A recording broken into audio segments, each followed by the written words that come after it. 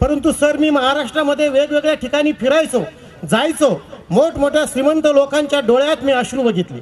अनेक दवाखान्यात मी लोक बघितले की त्यांच्या खिशात प्रचंड पैसा आहे. 30 लाखाच्या गाडीतून उतरलेल्या माणसाचा चेहरा हा एवढा सुकलेला कसा, हा नैराश्यात गेला कसा, याचा शोध मी घेतला.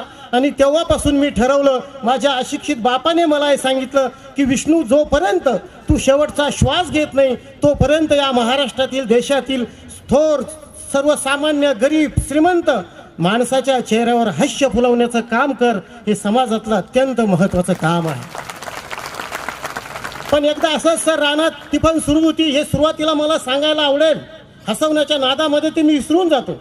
रानामध्ये टिफन सुरू होती. माझ्या अशिक्षित बापाने माझ्या फाटलेल्या सदऱ्यावर मायेचा हात ठेवला आणि एक गोष्ट मला ठणकावून सांगितली की विष्णू, तुझ्या विनोदाने उभ्या महाराष्ट्राला खळखळून हसव, पण तुझ्या विनोदानं या महाराष्ट्रातल्या कुठल्याही लेकीची, कुठल्याही